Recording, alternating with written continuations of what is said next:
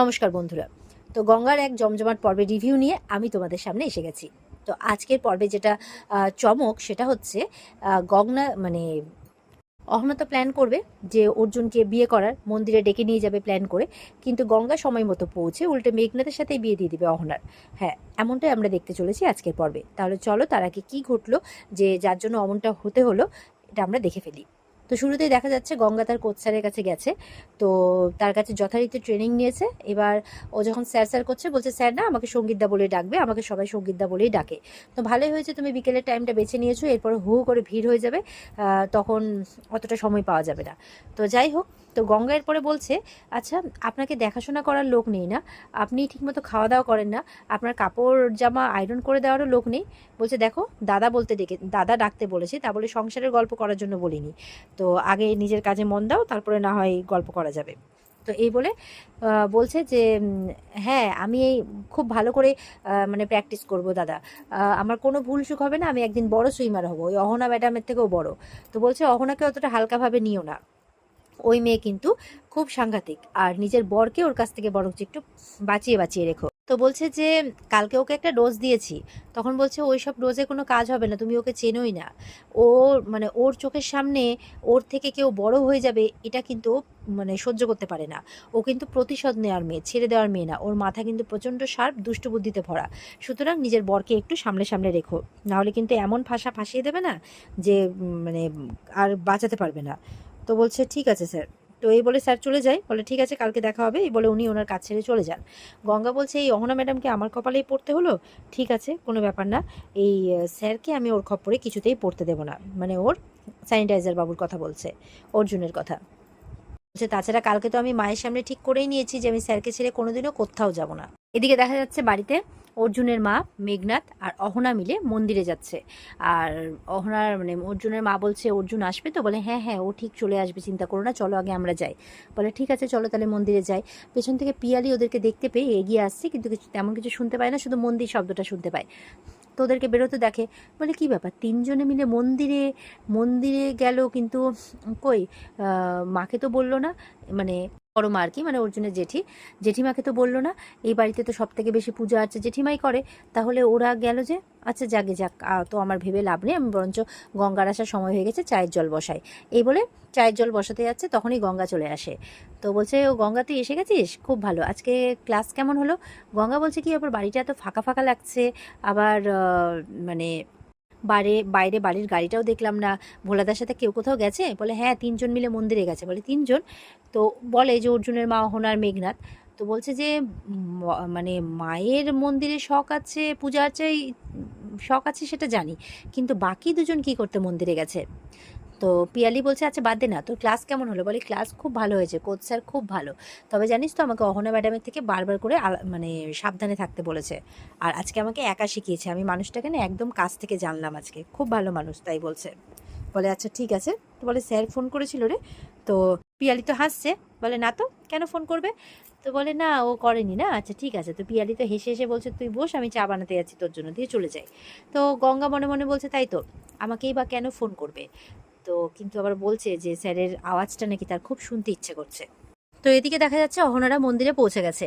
তো মন্দিরে পৌঁছে এবার ওরা প্ল্যান করছে যে অর্জুনকে কি করে ডাকবে। তো অর্জুনকে ফোন করেছে, ফোন করে বলছে যে অমুক মানে তারা মায়ের মন্দিরে আছে, তো সেখানে পুজো দিতে এসছে। তো অর্জুন শুনে বলছে বাবা তোমার আবার পুজোতে আবার কবে থেকে ধ্যান জ্ঞান হলো?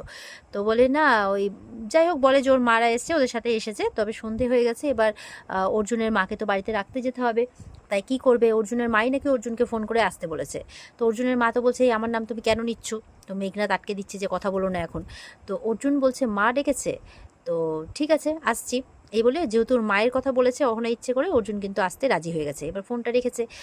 অর্জুনের মা তো খুব রেগে গেছে যে তোমাকে আমি সাহায্য করব বলেছি, তার মানে এই নয় যে তুমি আমার নাম ব্যবহার করে মানে নিজের কাজ হাসিল করবে, এটা কিন্তু আমি একদমই পছন্দ করি না, আর অর্জুনের ক্ষেত্রে তো একদমই না। তবে বিয়ে হওয়ার পর কিন্তু আমার কথাটা রাখতে হবে, তোমাকে কিন্তু অর্জুনের সাথে বাড়ি ছেড়ে চলে যেতে হবে। তো বলছে ঠিক আছে আগে বিয়েটা তো হোক। তো এইভাবে ওরা প্ল্যানিং করছে মন্দিরের মধ্যে। এবার গঙ্গা অর্জুনকে ফোন করেছে। তো অর্জুন বলছে হ্যাঁ বলো ফোন করেছো যে? তো বলছে যে না মানে আজকে ক্লাসটা খুব ভালো হয়েছে, তো স্যার অনেকগুলো স্ট্রোক শিখিয়েছে। বলে অর্জুন তো খুব হাসছে যে কথাটা স্ট্রোক নয়, কথাটা স্ট্রোক হবে। তো ঠিক আছে বাড়ি এসে সেসব কথা বলা যাবে। তো অর্জুন বলছে আমার আজকে একটু বাড়ি ফিরতে রাত হবে। তো গঙ্গা বলছে কেন?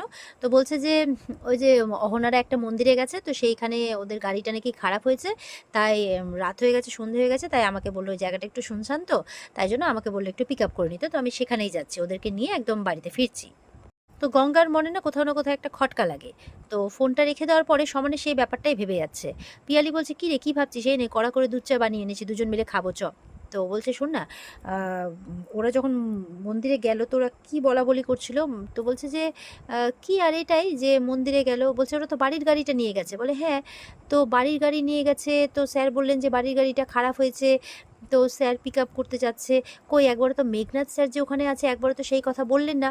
পিয়ালি বলছে আরে বাবা, ছোটদা ভাইয়ের কাছে তো গাড়ি নেই, সেই জন্য হয়তো। বাদ দে না, সেসব কথা কেন ভাবছিস? বলে না না। আর ওদের এই কথাবার্তা বলতে বলতেই মানে গঙ্গা বলছে যে আমাকে সঙ্গীত স্যারও কিন্তু মানে সঙ্গীতা কিন্তু বারবার করে বারণ করে দিয়েছে, সাবধান করে দিয়েছে যে অহনা ম্যাডাম কিন্তু খুব একটা সুবিধার নয়। তো এই কথা বলতে বলতেই সেখানে ভোলাদা চলে আসে। বলে কী ব্যাপার ভোলাদা, তুমি তুমি তো গাড়ি নিয়ে বেরিয়েছিলে না? বলে আর বলো না, এই অহনা ম্যাডাম জোর জবরদস্তি আমাকে পাঠিয়ে দিল, বলছে গ্যারেজে নিয়ে যাও, গাড়িটা খারাপ হয়েছে, ইঞ্জিনটা আওয়াজ করছে। আমি এতদিন ধরে গাড়ি চালাচ্ছি, আমি জানবো না ইঞ্জিনের যদি কোনো সমস্যা হয় আমি বুঝতে পারবো না? আমি কোনো গ্যারেজে ট্যারেজে যাইনি, আমি সোজা বাড়িতে চলে এসেছি। তো বলছে কি বলছো? আমি বললাম না যে কোনো না কোনো গন্ডগোল আছে? আমার মনটা কেন মানে আমি কেন কী ভাবছিলাম এতক্ষণ বুঝতে পারলি তো? আমি কেন চুপচাপ হয়ে গিয়েছিলাম? নিশ্চয়ই আজকে অহনা ম্যাডাম কোনো একটা ফাঁদ পেতেছে, কোনো একটা ক্ষতি করার চেষ্টা করবে স্যারের, আমাকে এক্ষুনি যেতে হবে। তাই ভোলাদাকে বলছে আমাকে এক্ষুনি, ওরা যেই মন্দিরে আছে আমাকে সেই মন্দিরে এক্ষুনি নিয়ে চলো। এই বলে ভোলাদার সাথে কিন্তু বেরিয়ে পড়ে গঙ্গা। আর পিয়ালি তো চিন্তায় পড়ে গেছে, ও ঠাকুর ডাকছে। অর্জুন কিন্তু মন্দিরে ওখানে পৌঁছে গেছে, আর ওদিকে গঙ্গাও বাড়ির গাড়ি নিয়ে রওনা হয়ে গেছে। মানে অর্জুনকে বলেছে যে অহনা আর ওর মা আছে, আর কেউ নেই, মেঘনাথ যে আছে সে কথাটা বলেইনি। এবার তো অর্জুন মন্দিরে গিয়ে পৌঁছেছে, বলছে কোথায় দুজন, কাউকে তো দেখতে পাচ্ছে না, এই মন্দিরের কথাই তো বললো। তো মন্দিরে মাকে প্রণাম টনাম করছে। এরপরে ঘুরে বলছে না একটা ফোন করি, ফোন করতে যাবে কি দেখছে যে বেনারসি গায়ে দিয়ে বউ বেশে চলে আসছে অহনা। তো অর্জুন তো হাসছে, এসব কি মানে এসব কি করছো তুমি? তো অহনা বলছে আমি আর পারছি না অর্জুন, আমাকে তুমি বিয়ে করো। অর্জুন তো শুনে অবাক, যে কি বলছো তুমি, তোমার মাথা ঠিক আছে? বলে হ্যাঁ, আমি আর পারছি না, আমি কমসে কম মনে মনে জানবো যে মানে তোমার ওয়াইফ আমি, তারপর তুমি গঙ্গাকে মানে নিজের পায়ে দাঁড় করাও, আমার কোনো আপত্তি থাকবে না। অর্জুন বলছে তোমার কি মাথা ঠিক আছে? আমি অলরেডি ম্যারিড, তুমি যেটা বলছো সেটা ইল্লিগাল, আমি পুলিশ ফোর্সে থেকে ইল্লিগাল কাজ করব। অর্জুন বলছে আমি তো বলেছি যে আমি তোমাকে ভালোবাসি, তুমি আমার জন্য একটু অপেক্ষা করতে পারছো না? তখন বলছে আমি পারছি না, আমার মেন্টালি প্রবলেম হচ্ছে, তোমাদের দুজনকে পাশাপাশি দেখে আমি আর সহ্য করতে পারছি না।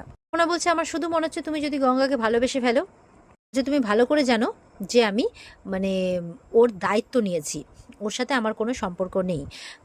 তাছাড়া ওর প্রতি আমি একটা কৃতজ্ঞ, মানে ওর প্রতি আমি কৃতজ্ঞও বটে। যখন তুমি আমার পাশে ছিলে না তখন ও আমাকে অনেকটা সাহায্য করেছে, আমি এতটা অকৃতজ্ঞ হতে পারবো না। তাছাড়া তুমি এতটা সেলফিশ হচ্ছ কি করে? বলছে দেখো ইমিডিয়েটলি এই সব কিছু বন্ধ করো, এই বিয়ে আমি করতে পারবো না, এটা চিটিং হচ্ছে। অর্জুন বলছে মা কোথায়? তুমি এসব প্ল্যান করে আমাকে এখানে ডেকেছো? ছি, লজ্জা করে না? এইভাবে বলছে। তখন অর্জুনের মা আসে, বলছে অর্জুন কেন মানে অহনা কেন মিথ্যে কথা বলছে সেটা তুমি বুঝতে পারছো না, ওর মনের অবস্থাটা একবারও বুঝছো না। বলে মা তুমিও অহনার এই যুক্তি বুদ্ধিতে ওর সাথ দিচ্ছ। তখন মেঘনাথ আসে, বলছে শুধু মানে আন্টি নয় আমিও তাই বলছে। তো বলে তুই তুই এখানে আছিস? তুই এখানে আছিস কই অহনা? তখন অহনা মাথাটা নিচু করে দেয়, বলছে ও তার মানে তোমরা গঙ্গার বিরুদ্ধে গ্যাং আপ করছো তাই বলছে। তো মেঘনাথ বলছে গঙ্গা এতটা ইম্পর্টেন্ট না যে আমাদেরকে তার বিরুদ্ধে দল পাকাতে হবে। মেঘনাথ বলছে দেখ তোদের বিয়েটা না এতদিনে হয়ে যেত, হ্যাঁ নেহাতি অহনাকে একটা বড় কম্পিটিশনে যেতে হয়েছিল তাই। তো অহনা বলছে হ্যাঁ, আসলে আমার ভুলটা কোথায় বলো তো? ওকে নিজের পায়ে ফিরিয়ে আনার জন্য, মানে নিজের জায়গায় ফিরিয়ে আনার জন্য আমি একটু বাহানা করেছিলাম না ওকে ছেড়ে চলে যাওয়ার, সেটাই আমার সব থেকে বড় ভুল হয়েছে। অহনা তো কান্নাকাটির অ্যাক্টিং শুরু করে দিয়েছে। ওদিকে অর্জুনের মা বলছে আর কতজনকে কষ্ট দেবে, এবার বিয়েটা করে মেয়েটাকে একটু শান্তি দাও। তো মেঘনাথ বলছে আচ্ছা আমি তোমার দেওর তো আমাকেই সামলাতে হবে, চলো চলো। অর্জুনকে বলছে চল চল সিঁদুরটা পরাবি চল। অর্জুন তো একদম এমন রেগেছে, হাতটা ঝিটকা দিয়ে সরিয়ে দিয়েছে মেঘনাথের। আর মেঘনাথ বলছে যে স্টপ ইট মেঘনাথ, বলছে এখানে কোনো বিয়ে হবে না, কোনো বিয়ে হবে না। তখন অর্জুনের মা বলছে তাহলে অহনাকে ভালোবেসেছিলে কেন? আমি তো বলবো মেয়েটা ভালো যে চুপচাপ সবকিছু সহ্য করে যাচ্ছে, এখনো অপেক্ষা করে যাচ্ছে তোমার। ইমোশনাল টর্চার করছে যে এখন অহনার যদি কোনো কিছু হয়ে যায় তুমি পারবে তো নিজেকে ক্ষমা করতে। অর্জুন অবাক হয়ে ওর মায়ের দিকে তাকিয়ে আছে। অর্জুন বলছে যে রৌনকের ব্যাপারটা একটা অ্যাক্সিডেন্ট ছিল, কিন্তু অহনা তো আমাকে নিজে ছেড়ে চলে গেছিল। বলছে যে আচ্ছা ঠিক আছে, যা হওয়ার হয়ে গেছে, এবার ঠাকুরমশাইয়ের কাছে গেছে, সিঁদুরটা দিন তো। আর এদিকে দেখা যাচ্ছে দুটো ছেলেকে ফিট করে রেখেছে অহনা, যখনই সিঁদুরটা পরাবে তখনই ছবি তুলবে। এবার তো সিঁদুরটা এনে মেঘনাথ অহনার হাতে দিয়েছে, আর অহনা অর্জুনের হাত ধরে একদম টানাটানি শুরু করে দিয়েছে। অর্জুন কিছুতেই সিঁদুর পরাবে না, আর ও সিঁদুর পরেই ছাড়বে, বলেই যাচ্ছে যে সিঁদুরটা আমায় পরিয়ে দাও, সিঁদুরটা আমায় পরিয়ে দাও, জোর জবরদস্তি। অর্জুন হাতটা ছাড়াতেই পারছে না। আর ঠিক সেই সময় চলে আসে গঙ্গা, আর অহনার হাত ধরে নেয়। গঙ্গাকে দেখে তো ভয় পেয়ে যায় অহনা।